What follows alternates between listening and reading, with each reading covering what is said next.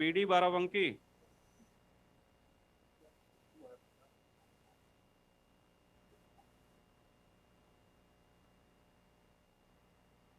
Video on करिए, video on करिए अपने यहाँ।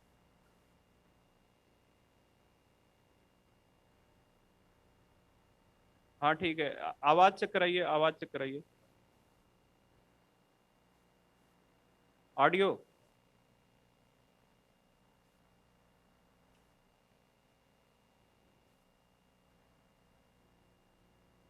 न, नहीं, ऑडियो नहीं सही है, फिर से कनेक्ट करिए। कंप्यूटर ऑडियो से कनेक्ट करिए उसको।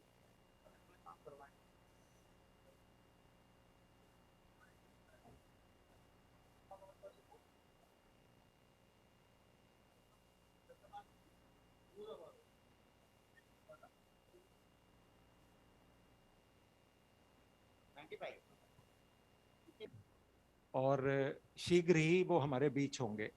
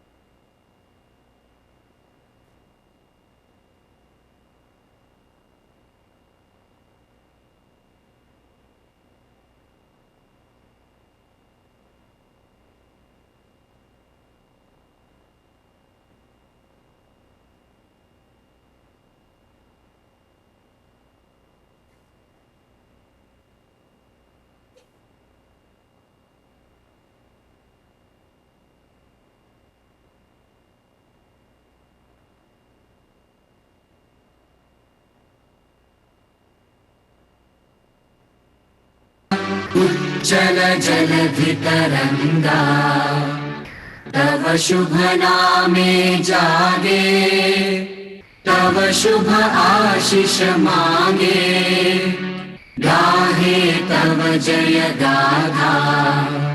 जन गण मंगलदायक जय हे भारत भाग्य विधाता। जय हे जय हे जय हे जय जय जय जय हे। बहुत बहुत धन्यवाद। भारत माता की, भारत माता की। Thank you.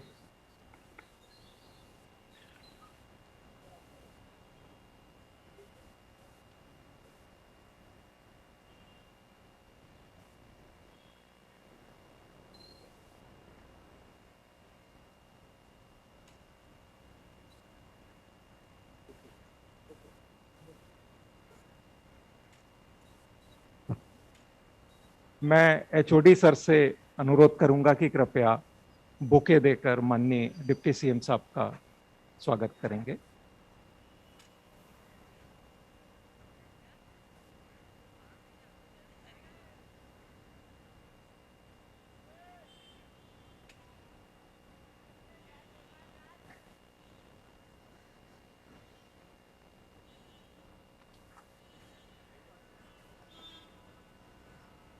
मैं आदरणीय प्रमुख अभियंता ग्रामीण सड़क से अनुरोध करूंगा कि माननीय राज्य मंत्री जी का बुके देकर स्वागत करेंगे।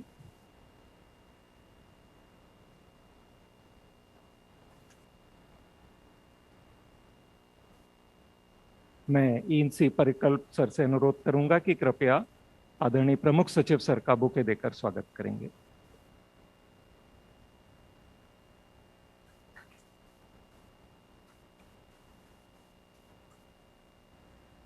मैं आदरणीय उप मुख्यमंत्री जी से अनुरोध करूंगा कि कृपया दीप प्रज्वलन कर आज के कार्यक्रम का शुभारंभ करेंगे।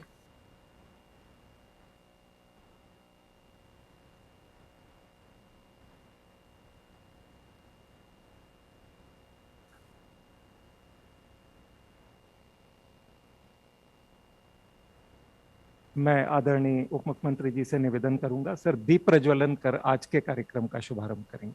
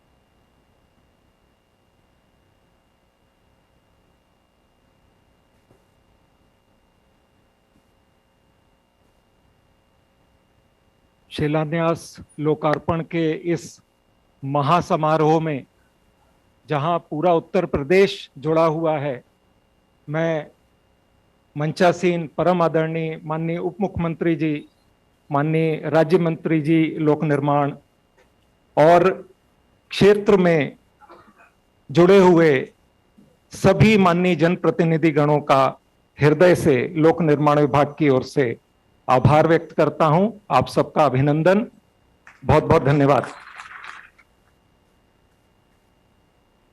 सर, आपके सामने सबसे पहले विगत 5 वर्षों में विभाग की उपलब्धियों को दिखाते हुए एक छोटी सी डॉक्यूमेंट्री प्रस्तुत है।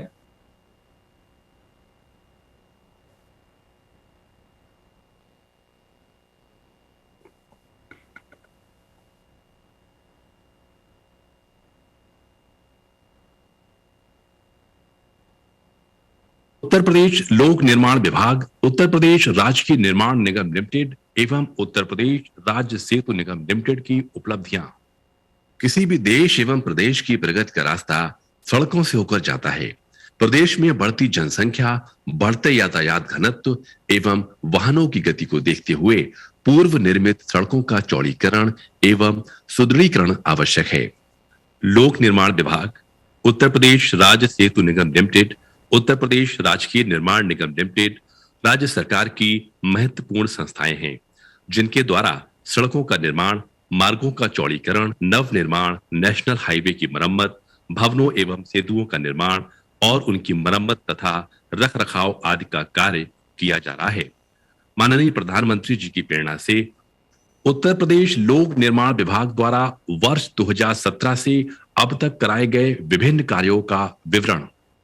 ग्रामीण मार्गों का निर्माण किसी भी देश एवं प्रदेश की प्रगति में प्रत्येक निवासी का मुख्य धारा से जुड़ना अत्यंत आवश्यक है।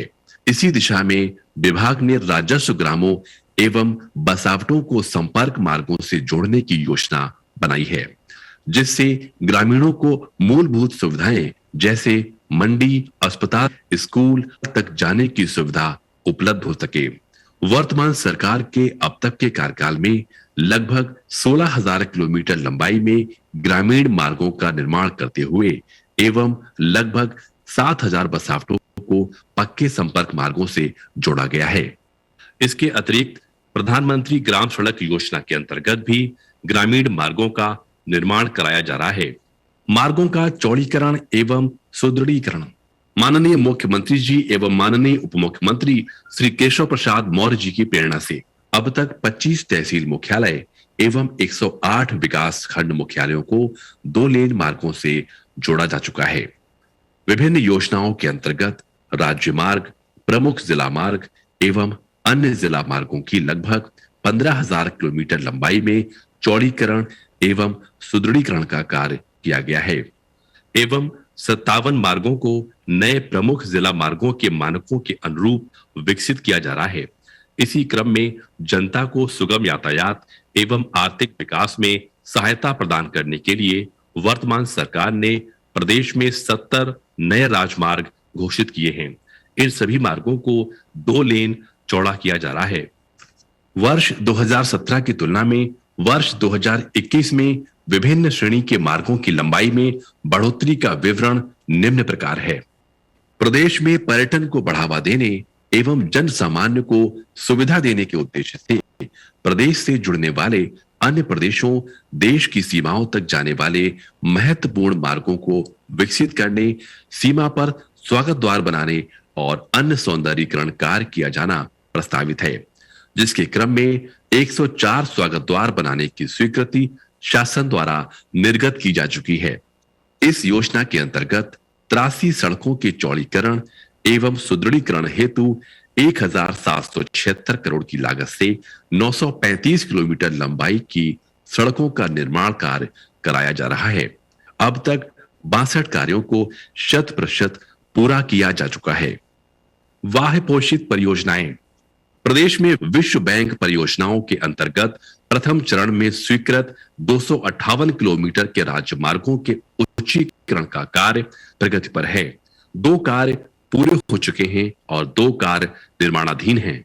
एशियन विकास बैंक से वित्त पोषित परियोजना के अंतर्गत स्वीकृत 424 किलोमीटर के प्रमुख जिला मार्गों का उच्चीकरण कार्य कोरोना काल से प्रभावित होने के पश्चात भी निर्धारित समय सीमा में पूरा कर लिया गया है। राष्ट्रीय मार्ग।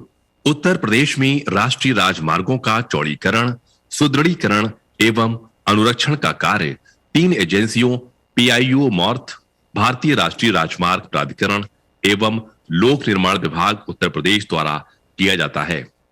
सन 2012 से मार्च 2017 तक लगभग 3,000 करोड़ की तुलना में सन 2017 से अब तक लगभग 6600 करोड़ के राष्ट्रीय मार्ग के कार्य किए जा चुके हैं, जो कि कोरोना काल के बावजूद दोगुने से भी अधिक हैं। वर्ष 2017 में राष्ट्रीय राजमार्गों की लंबाई 7,600 किलोमीटर थी, जो कि 2021 में बढ़कर 11,730 किलोमीटर हो गई है। भवन निर्माण।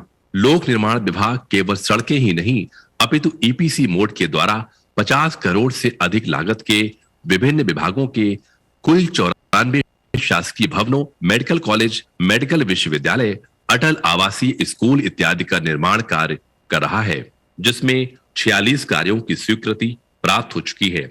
ये सभी कार्य प्रगतिशील हैं।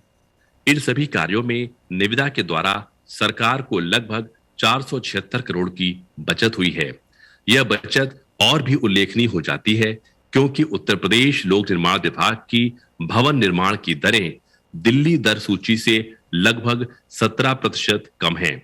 नवीन तकनीकी। मार्ग निर्माण की नवीनतम तकनीकी, नवीनतम मशीनों का प्रयोग बड़े पैमाने पर करने हेतु विभाग द्वारा लखनऊ कॉन्फ्रेंस का आयोजन दिसंबर 2017 में किया गया, जिसमें देश के प्रतिष्ठित संस्थान जैसे आईआईटी, सीआरआरआई नई दिल्ली के वैज्ञानिकों और नीदरलैंड, जर्मनी व ब्रिटेन के विशेषज्ञों द्वारा प्रतिभाग किया गया।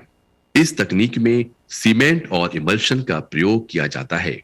मार्ग निर्माण में नवीन तकनीकी के उपयोग से हमारे प्राकृतिक संसाधनों के दोहन में बचत हुई है। 20 से 25% तक कार्बन उत्सर्जन में एवं लगभग 46 लाख मीट्रिक टन पत्थर के प्रयोग में कमी आई है। कार्य की लागत में पिछले 3.5 वर्षों में सरकार को 4,938 करोड़ की बचत हुई है। पर्यावरण मार्ग।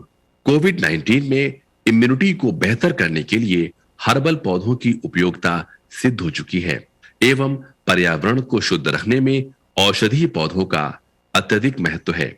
प्रदेश में 175 मार्गों, जिनकी लंबाई 880 किलोमीटर है, को हर्बल मार्ग के रूप में विकसित किया जा रहा है, जिन पर अब तक लगभग 34,000 पौधे रोपित किए जा चुके हैं। ये हमारे माननीय उप मुख्यमंत्री श्री केशव प्रसाद मौर्य जी की दूरदर्शिता एवं पर्यावरण के प्रति संवेदनशीलता का परिचायक है। राष्ट्रपिता महात्मा गांधी जी की 150वीं जयंती के अवसर पर भारत सरकार एवं उत्तर प्रदेश सरकार के नेतृत्व में मार्गों के निर्माण में वेस्ट प्लास्टिक के अधिकाधिक उपयोग की योजना बनाई। प्रदेश में 85 प्लास्टिक मार्गों में करीब 103 टन वेस्ट प्लास्टिक। यूपी का जो एसओआर है वो 17% कम का है और जो भारत सरकार का एसओआर है वो 17% अधिक का होता है। लेकिन इसके बाद भी आप सब लोगों ने अच्छा काम हम लोगों ने प्रदेश में करके देने का काम किया है। चाणक्य और विश्वकर्मा जैसे हम लोगों ने सॉफ्टवेयर ला करके, प्रहरी जैसा ऐप ला करके, थोड़ी उसमें कठिनाई हुई है शुरू में। बहुत सारे लोग मैं जानता हूं ऐसे भी लोग रहे हैं जो कार्यक्रम में बाधा डालने की कोशिश करते रहे हैं और कार्य में बाधा डालने की कोशिश करने के लिए भी टेंडर के अंदर हिस्सा लेने का काम किए, टेंडर लेकर के और गायब हो गए।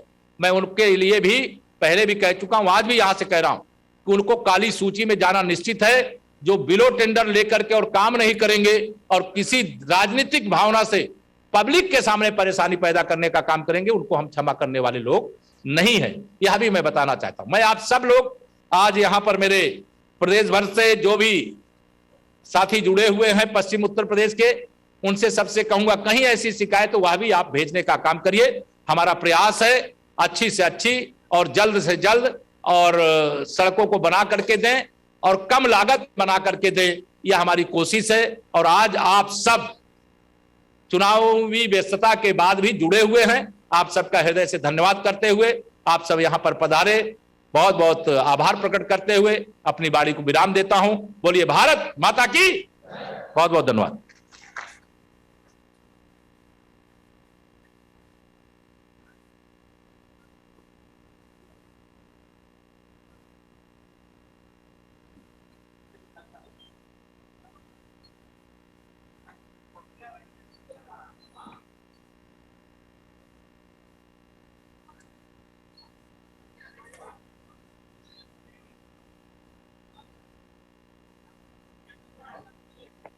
हाँ, देखिए कृपया कृपया धैर्य रखें और हमारा अगला सेगमेंट जो ब्रज का है वो तैयार है। मैं आगरा, मथुरा, मैनपुरी, फिरोजाबाद, अलीगढ़, एटा, कासगंज, हाथरस, बरेली, बदायूं, शाहजहांपुर और पीलीभीत में जुड़े सभी माननीय जनप्रतिनिधि गणों का हार्दिक आभार व्यक्त करता हूं, अभिनंदन करता हूं। और इन जनपदों में कुल 737 कार्य जिनकी लागत 286 करोड़ का लोकार्पण और 630 कार्य जिनकी लागत 604 करोड़ है, उनका शिलान्यास माननीय उप मुख्यमंत्री जी के कर कमलों से होने जा रहा है।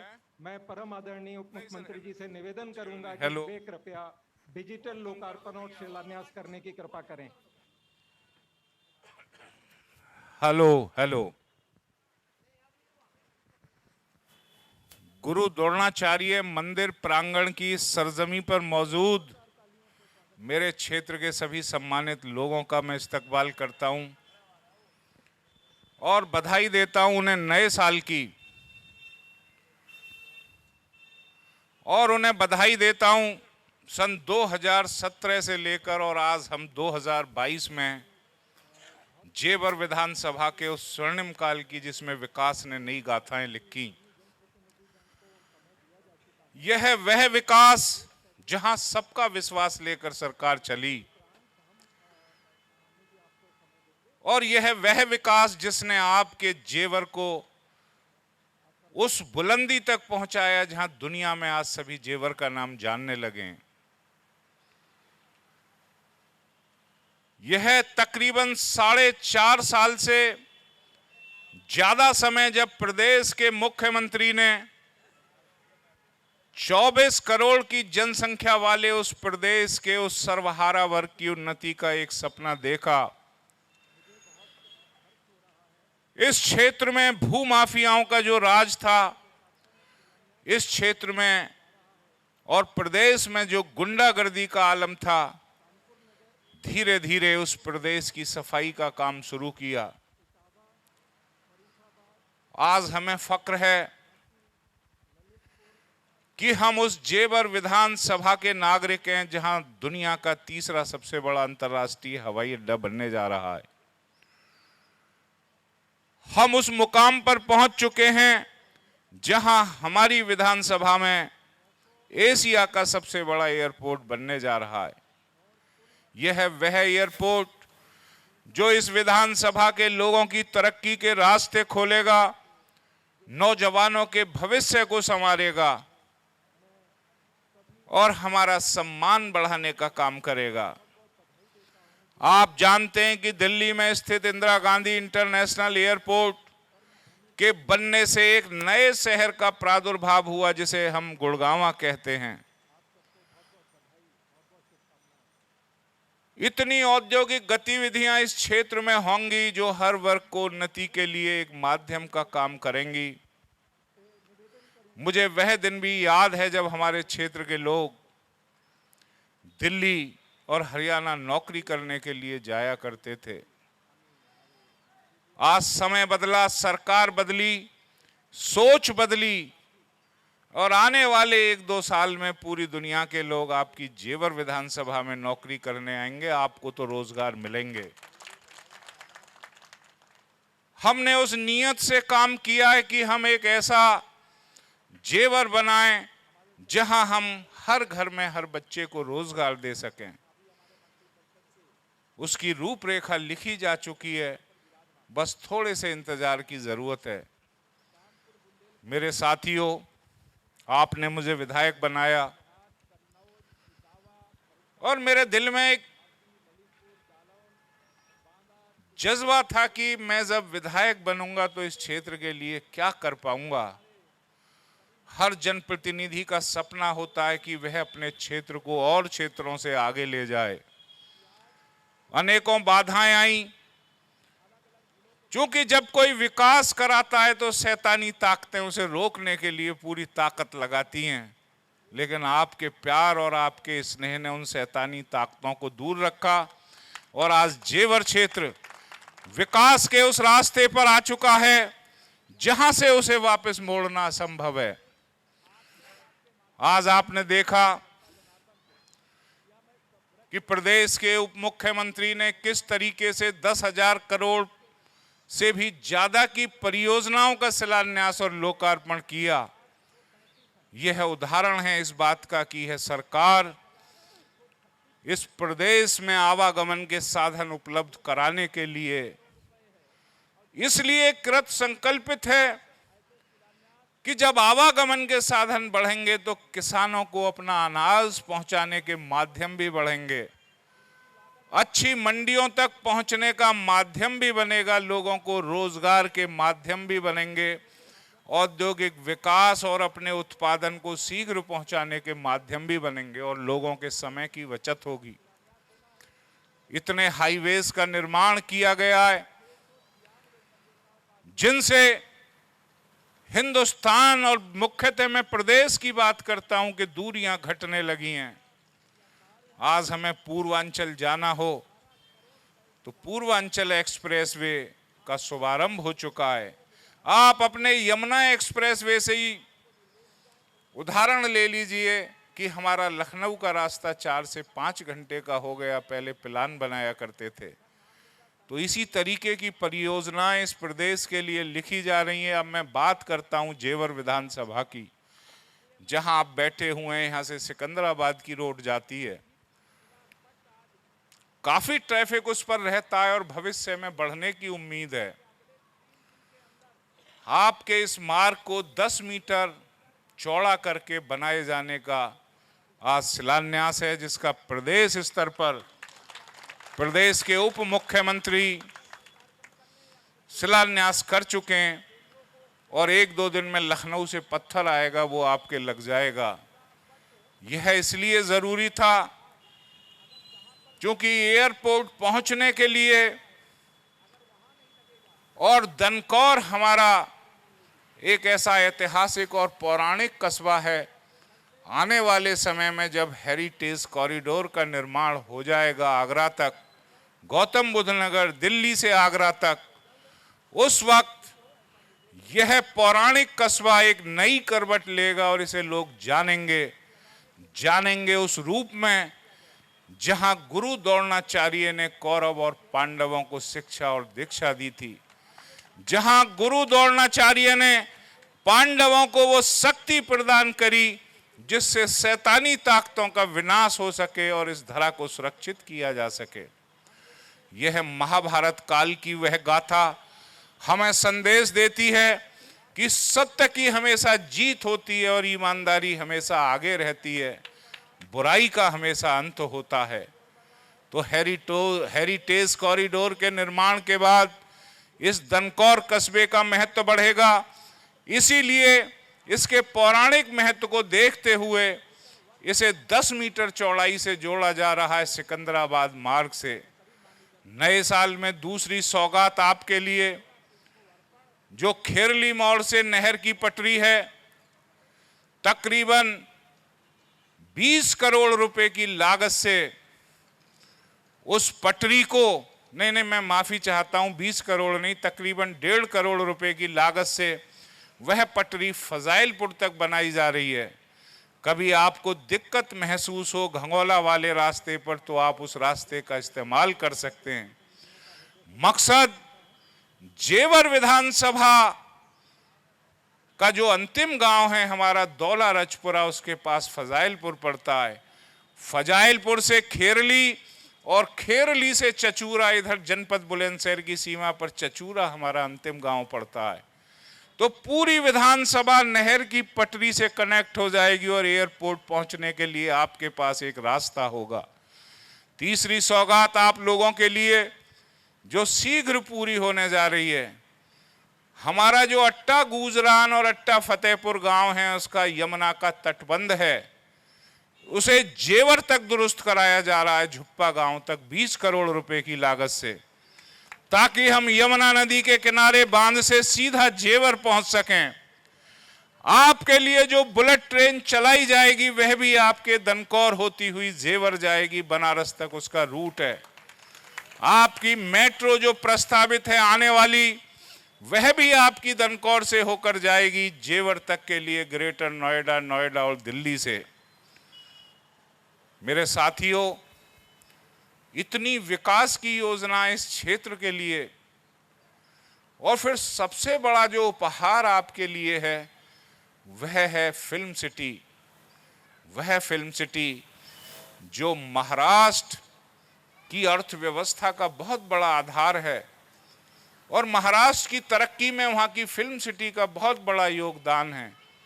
आप कल्पना कीजिए जब यह फिल्म सिटी आपके क्षेत्र में बनेगी तो उससे पल्लवित और पुष्पित होने वाले रोजगारों का कितना सृजन होगा, कितनी तरक्की और खुशहाली इस क्षेत्र में आएगी।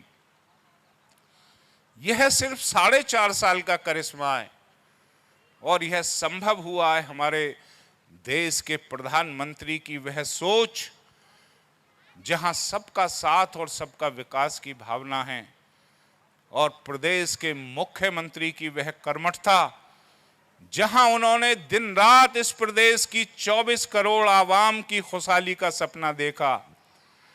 आज मैं आपको पढ़कर सुनाता हूं, यमुना प्राधिकरण क्षेत्र से जो काम हम कराने जा रहे हैं, जिसके प्रस्ताव मैंने दिए थे, सबसे पहले मैं आपको उन गांवों के बारे में बताता हूं।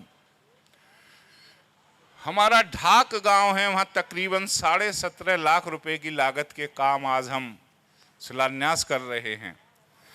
मिलक धनौरी में तकरीबन 31 लाख रुपए के काम आज शिलान्यास किए जा रहे हैं। उस्मानपुर में 27 लाख रुपए के काम हैं। डेरिन गुजरान में 1 करोड़ 5 लाख रुपए के काम हम समर्पित कर रहे हैं आपको, जिससे पूरा गांव और उसका बाहर का हिस्सा जो कनेक्टिंग रोड है आदर्श ग्राम के रूप में विकसित हो जाएगा। चांदपुर के लिए तकरीबन 10 लाख रुपए के काम हैं, आछेपुर के लिए तकरीबन 45 लाख रुपए के काम हैं, और पारसौल जो बहुत दिनों से मांग चली आ रही थी, वह काम भी आज आप लोगों को समर्पित किया जा रहा है।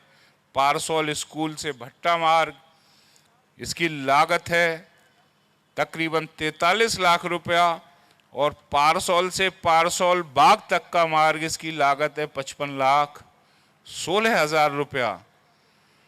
और पारसौल का जो मार्ग है विशेष मरम्मत का, जो बाहर बम्बे की पटरी से जोड़ता है, उसकी लागत है तकरीबन 12.5 लाख रुपया। और पारसौल बाईपास है 59 लाख रुपए की लागत से। मुतैना में तकरीबन 1,35 लाख रुपए के काम जो अवशेष रह गए थे वो होने जा रहे हैं। और आपका जो गौशाला संपर्क मार्ग है वह भी, उसका कल टेंडर खुल गया। हम कोशिश कर रहे हैं कि 5 दिन में वह भी हम आपको समर्पित कर दें। जहां तक हम विधायक निधि की बात करें, मोतीपुर की मढ़ैया जो यमुना किनारे बसा हुआ है, जहां तक कोई मार्ग नहीं था पहुंचने का, उसे हम विधायक निधि से करा रहे हैं। मुर्शदपुर बांध से गुरुकुल है एक बड़ा अच्छा, उसे जुड़वा रहे हैं, विधायक निधि के काम है ये। घरबरा जो सैकड़ों वर्षों से बसा हुआ है, लेकिन उसके लिए कोई सीधा रास्ता नहीं था, कासना होकर आना पड़ता था। उस रास्ते को हम सीधा आपका सड़क से जुड़वा रहे हैं, उस पर कार्य आरंभ हो चुका है। बिलासपुर के लोगों ने कहा था एक कब्रिस्तान पहुंच मार्ग है, उसका भी निर्माण कराया जा रहा है। मंडी श्यामनगर के काम हैं, कासना के काम हैं, मेहमदपुर गुजर के काम हैं, मंडी श्यामनगर का फिर एक काम है, दनकौर देहात में अंत्येष्टि स्थल का जो पहुंच मार्ग है उसका कार्य है, एच्छर का कार्य है, अटाई मुरादपुर का, दौला रजपुरा, जानीपुरा, ये विधायक निधि के काम हैं। और जहां तक मैं त्वरित योजना की बात करूं, अभी हम लोगों ने मुख्यमंत्री से 3 करोड़ रुपया अपनी जेवर विधानसभा के विकास के लिए लिया था, तो इस क्षेत्र में उसके जो कार्य हैं वो भी मैं आपको बता दूं। एक हमारा बड़ा इंपॉर्टेंट मार्ग है जो न्याना सलेमपुर गांव को नवादा होते हुए बरसात से जोड़ता है, रजवाहे के किनारे किनारे, उससे हजारों दैनिक यात्री जाते हैं। वह तकरीबन 1,07,00,000 की लागत से बनने जा रहा है। अस्तौली से सरकपुर मार्ग लगभग 400 मीटर बीच में प्राधिकरणों के अंडर नहीं आता था, इसलिए वो बन नहीं पा रहा था। वह इस त्वरित योजना से मंजूर कराया, वह भी आपका बनने जा रहा है। मंडी श्यामनगर में किसान मिल से राजपुर तक का संपर्क मार्ग, यह भी त्वरित योजना से बनने जा रहा है, 25 लाख रुपए इसकी लागत है।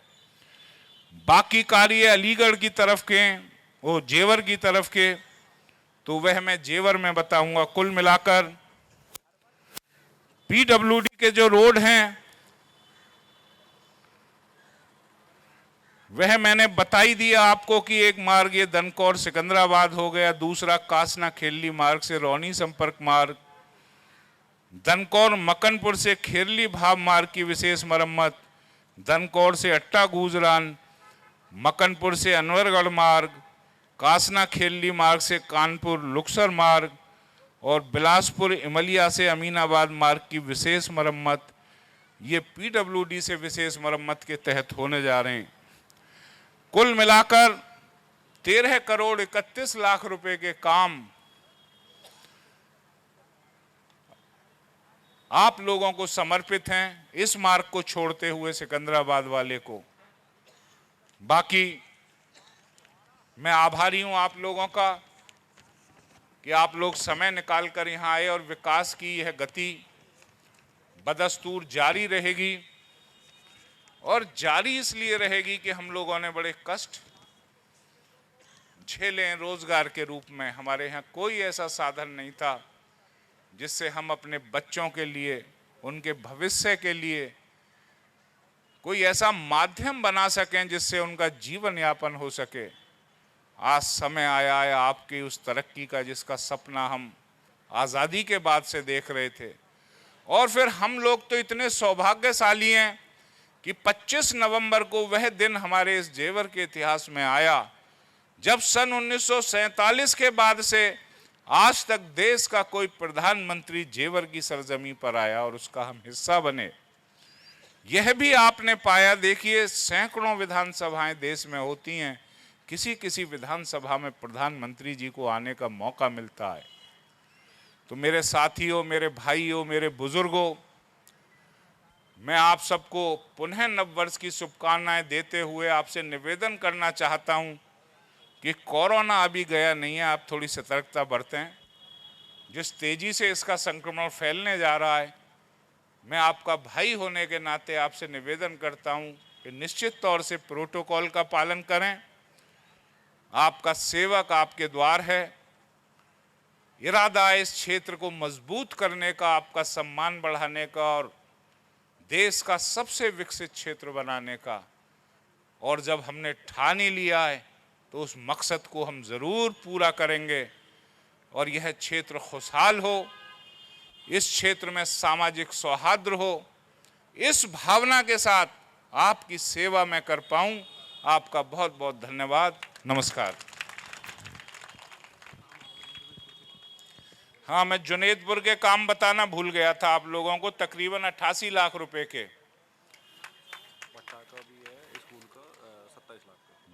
और भट्टा स्कूल का भी है 27 लाख रुपए का काम।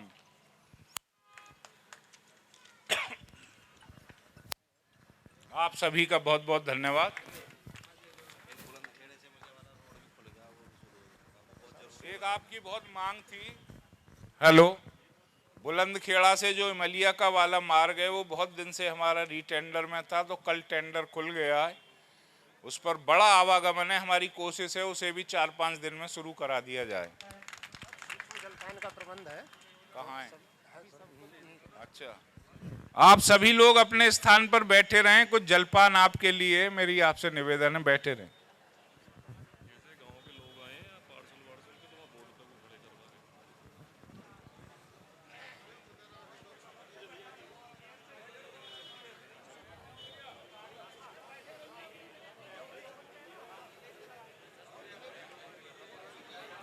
उस्मानपुर के और बाकी सब आए। चुप लगा के तू मुझे कानून बता रहा है, सब मुझे तो खड़े कर दे। इनकी नींद ही पूरी ना हो रही, दिल्ली से आके मुझ पे यार तू पहली